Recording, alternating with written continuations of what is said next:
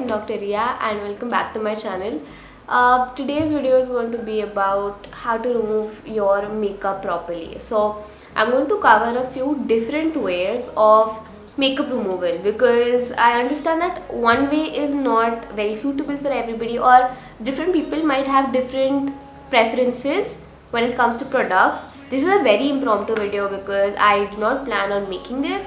I just came back and I was thinking of doing a very nice makeup removal routine, or just I don't know, it just came to my mind that we could make a nice video today. So makeup is usually associated with breakouts, acne, blackheads and everything, because all kind of makeup, no matter which brand you use, they are comedogenic because they have mineral oils, they have a lot of pigment, they're thick, they lay on your skin.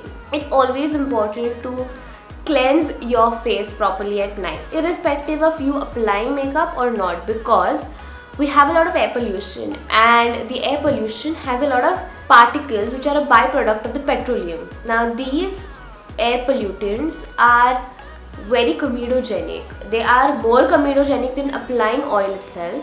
These things go and just sit on your skin, and because they're very greasy and oil based, they're very difficult to remove. Also, you might be applying sunscreen through the day, which is, I hope you guys are. It's very important. So if you're applying sunscreen through the day, that means that even your sunscreen is going to stick to your face. Now most of the sunscreens these days are waterproof, heat resistant, sweat resistant. That means they're just going to cling onto your skin. They're meant to cling onto your skin and stick to your skin. So at night, if you don't have a very good skincare routine or a cleansing routine, all these products are going to block your pores. So this video is about cleansing your skin at night. I think everybody should have a very good cleansing routine. For me, cleansing is the most important step in my skincare routine. The moment I'm not cleansing properly or skip on that, my pores get blocked. Sebaceous gland getting infected with the sebum and the bacteria around us is the reason you're going to have acne, blackheads, whiteheads, all kind of skin problems, right? So let's just start with putting your hair back.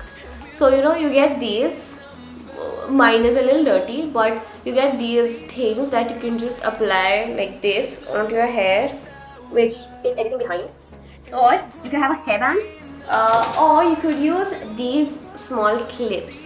Now I like this because all the hair is covered with this, so even if I get the face wash, creams, oils, it'll be on this. So now when it comes to cleansing, I told you that there are a lot of different ways of doing it. So what I prefer and what you should do is double cleansing. So double cleansing is, first you cleanse with one cleanser and then second time you cleanse with a second cleanser. The easiest way to do double cleansing is just use your face wash. This is a very good mild cleanser which you can try, like every skin type can try. It's very beautiful. The consistency, the way it feels, the way it smells, it's very good. So it could just be using a cleanser twice. Wash your face once with a cleanser and then you wash it again with a cleanser, right? But this could be drying for some skin types, or some people. I find it drying too, even when my cleanser is so mild. The second thing you can do is cleansing wipes or the face wipes. These come like this.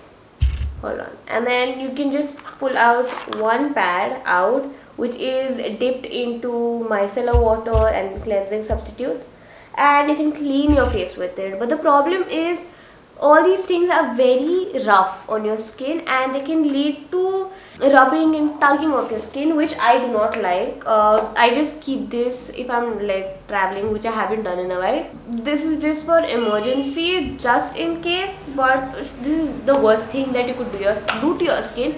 But again, if you don't have any other options, you can always try having this and cleaning with it. Always clean your makeup first before you go and wash it with the second thing that you can do is cleansing milk. Now I have this one.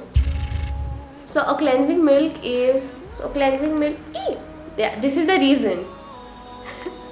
Okay, so it is like cleansing milk. It is a cream consistency. It is very oily, right? Like it's like this. And there are two ways of using a cleansing milk. One is you apply and massage it on your face, and then you take cotton the cotton and you wipe it off. Another way is massaging this cleansing milk everywhere on your face and then washing it off. Usually the first cleanser that you will want to use in your double cleansing routine is something that has oils in it or is oil soluble. That means that it dissolves the oil based dirt on your skin.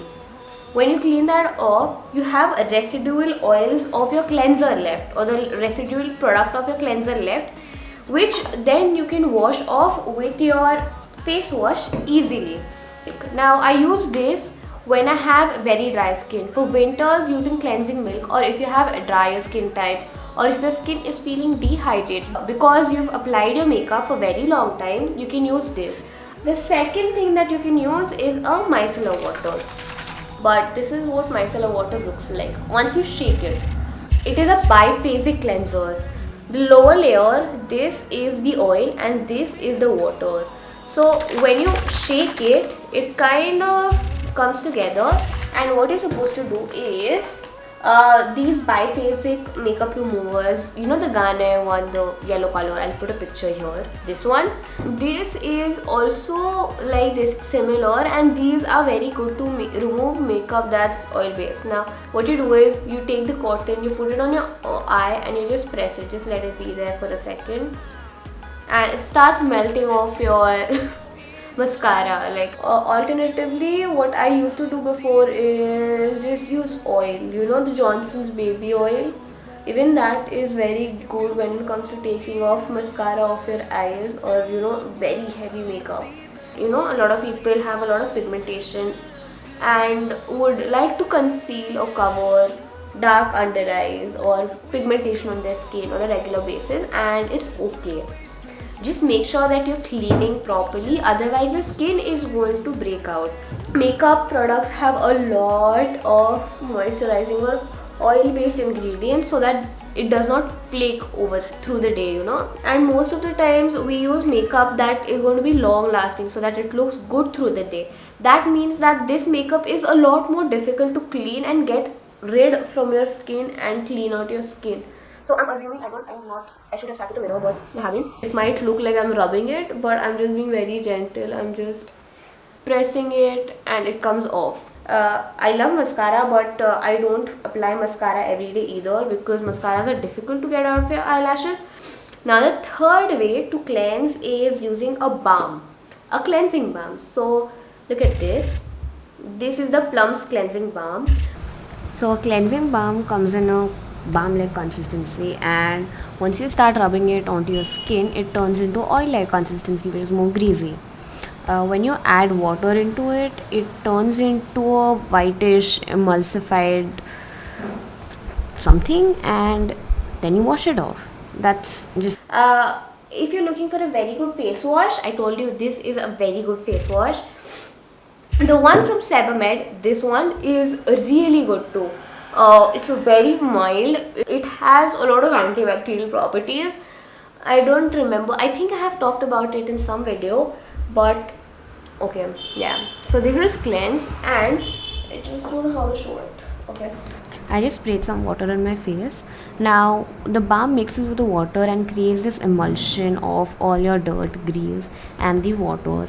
Once you wash this emulsion off, your skin is left without the oils and waters. You can just do this much and leave, or like I do, you can follow up with a face wash. Hi, I'm back. So I just washed my face, feeling very clean and nice. And can you see that because of this hairband, my hair is not wet, and the creams and the face wash is not on my hair, and when I take this off, it's just going to be clean and not easy. Now I use this napkin, you know.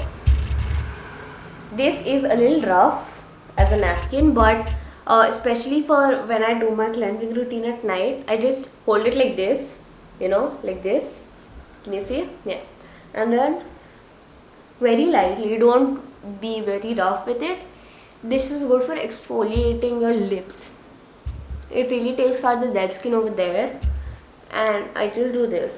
Don't rub really hard, especially around your eyes. Tap it, and around your skin you can go in circular, very soft motions this, don't try to rub this off. You're not going to exfoliate your skin, you're just going to scrape your skin off, okay?